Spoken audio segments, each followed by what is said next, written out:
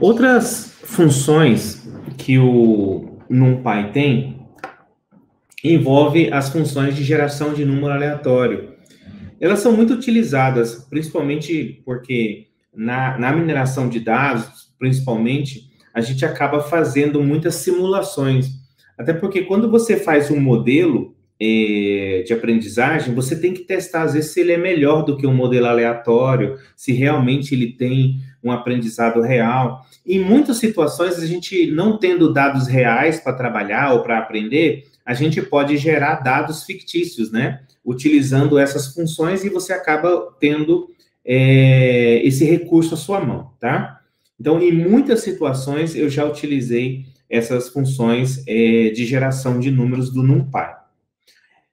Nesse caso, você tem condições, por exemplo, no NumPy, de gerar um único número aleatório, tá? Eu quero gerar um número X aleatório, você pode simplesmente chamar o pacote random, que está dentro do NumPy, com o método randint, né? Quando você chama esse método, ele chama apenas um número, ele gera apenas um número. Mas se você quiser já gerar um array, você pode dizer para ele o tamanho desse array, né? Em forma de uma tupla, né? De shape, ou apenas um valor único. Então, se eu passar dessa forma, ele vai retornar um array de uma dimensão com uma sequência de valores, né, inteiros escolhidos entre 0 e 100, tá ok? Outra forma de você fazer isso é você dizer, se você quer que ele traga uma matriz, por exemplo, é você definir aí a forma da matriz, nesse caso, uma matriz com 3 linhas, 5 colunas, ele vai trazer esse array com números aleatórios, tá? De fato, são números pseudo-aleatórios, né? Que são gerados, não são aleatório mesmo, só as coisas do mundo real, tá? Caso você queira gerar um número que não é um número inteiro, mas você quer um número, apenas uma variação de casas decimais, ou seja, de pontos flutuantes, tá? Você pode, então, usar o rand, né? Não randint, mas rand. Ele retorna uma flutuação que vai de 0 a 1, tá ok? Então, o range ele vai gerar e pode ser usada da mesma forma, né? Você quer um array, você pode passar a quantidade, e se você quiser uma matriz também, você pode passar a quantidade.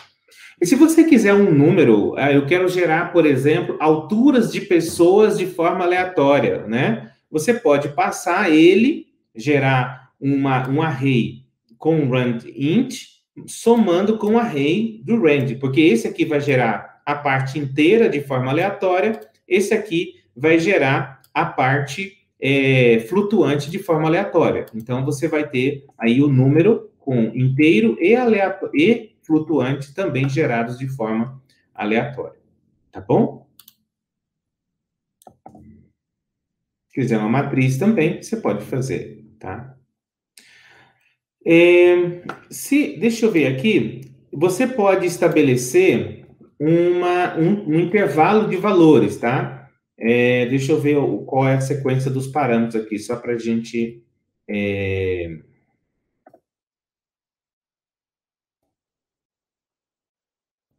Opa, help.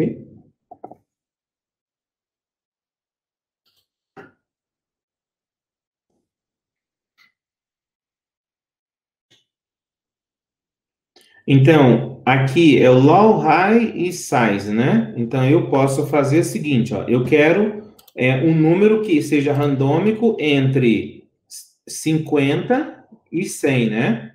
Ok? E essa matriz ela geraria números nessa sequência. Então, você vê que agora os números gerados não estão abaixo de 50, tá? Ó, a parte inteira é entre 50 e 100, tá ok? Então, você pode fazer isso. Porque às vezes eu quero um aleatório numa faixa muito específica, né?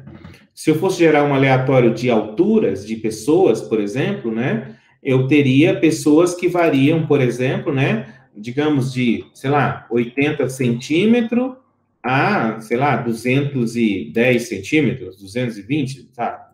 No máximo, né? Uma pessoa de 2,20 m, será que tem? Né? Ok? Então, eu geraria aqui algumas alturas aleatórias, tá bom?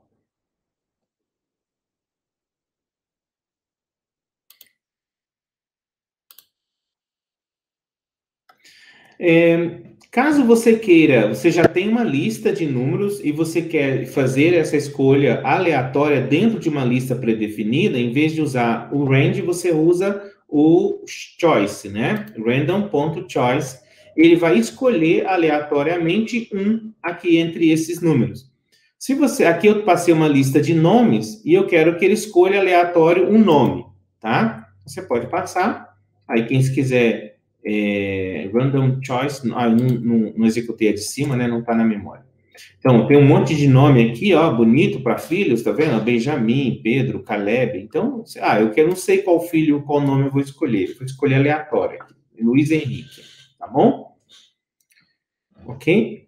Isso é muito útil quando você está gerando dados fictícios para você fazer testes, fazer exemplos de algum tipo de aprendizado. Então, você pode gerar esse tipo de dado.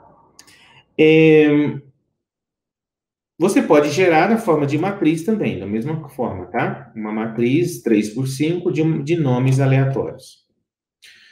Tem dois métodos também para reorganizar também a lista. Então, ou seja, aqui ele está preocupado em colocar... Eu tenho uma lista muito ordenadinha aqui, né? Mas eu quero que essa lista seja bagunçada. Eu quero que ele chacoalhe essa lista para as coisas bagunçar a ordem de forma aleatória. Para isso, existe o método shuffle. Esse método, ele altera a lista mesmo, tá? A lista passa a estar... Ela perde a sua ordem natural, é gerada uma nova lista, né? E ela passa a ser essa aqui. Ela já agora na memória não é mais ordenada, tá?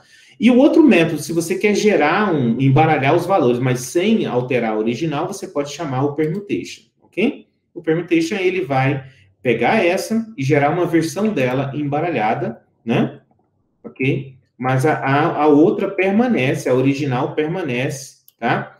Ordenada, 10, 20, 30, mas a nova é que é embaralhada.